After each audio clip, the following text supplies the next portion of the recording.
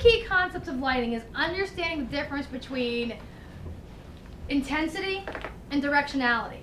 Okay? What do we use to control intensity? What do we use to control the direction of the light? So what are some tools we can use to control the intensity of the light? What are some tools we can use? Some are out here in the studio, some are back in the control room.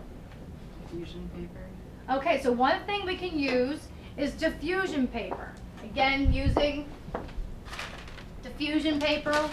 That's more of at the end of the other things we'll talk about. This would be the third option. If I go through option 1, option 2, option 3, the next thing I might want to do is use diffusion paper and connect that to the barn doors of a Fresnel, for example. What might I try even before I try diffusion paper? What might I try? You can move the lights on the grid, okay, forward or back to create more or less intense situations. You can always also do what? Somebody else besides me talk. What can we do in the control room to help control intensity? You can use the dimmers on the light console, okay? And then on top of that, she mentioned earlier, you can also use the diffusion paper.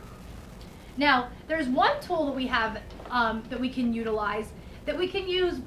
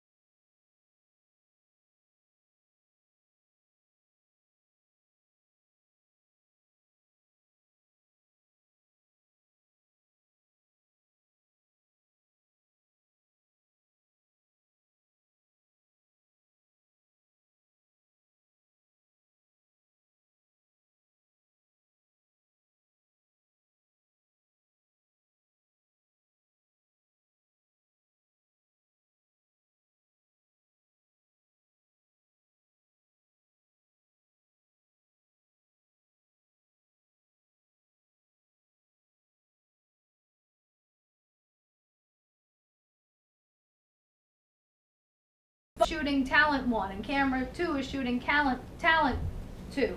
And maybe camera 3 is getting an overhead. And then camera 1 has 2 positions. So camera 1 you might have on there as camera 1 P1, and then it moves over to a second position, camera 1 P2.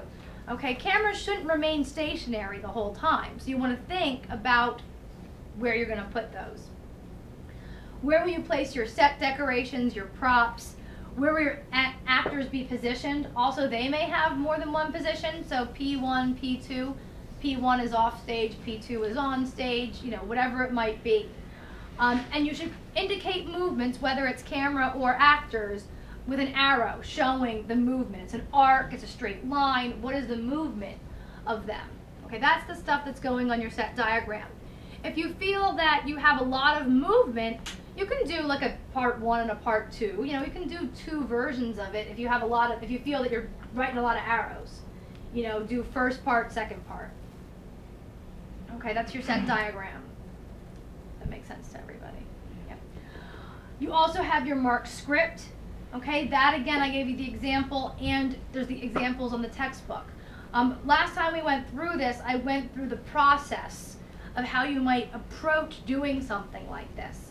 So what I had suggested was, in a narrative sitcom, you have your full script. What you might want to do is first just kind of visualize the shots that you have and actually work through your storyboard first. And once you work through your storyboard, then create a set diagram based on your vision and work in tandem. You could go the other way around though too. Maybe you already know what the set's going to look like, you kind of know how things are going to work, you do that, and based on that, you create the storyboard look of how you're going to get these shots based on these camera positions. Okay, so you can work those either way. But basically you want to have both of those done before you approach doing the marked script. Because what you're going to do is you're going to take your full script, look at your storyboard, look at your set diagram, and figure out which camera is getting what, and then marking the script. You know, saying camera 1 in position 1, camera 2 in position 1, camera 3, and you'll go through and mark that script with the types of markings that all your examples show. Then after you mark your script, you'll go through and create the shot list. So you'll use the marked script to design the shot list. Camera 1 has, and I know we did this on the board, I remember doing it. We actually did a shot list on the board, if you recall, look in your notes. And you walk through, camera 1 has these shots, camera 2 has these shots, camera 3 has these shots. Okay, and I remember doing that on the board before. And then you have your script, your music, your props for your producer responsibilities. Okay, and again, each of these sections gives you questions. For those of you doing News Talk Game Show, you have a little bit different of a scope to deal with. Mostly in your producer responsibilities, I outlined for you how it's your job to create the rundown, organize the script, and put it in the graphics. And again, as we get closer to that, and you start to design the rundown and all that, we can talk more about the news and talk and things like that. But this handout, this rubric, really is your guideline. When you're doing this, this should be like a checkbox. Okay, yes, set diagram. I looked at all the professor's questions and I can check them all off. And as long as you go through this and you can check off all the questions that I have, you're essentially getting all the points off the rubric.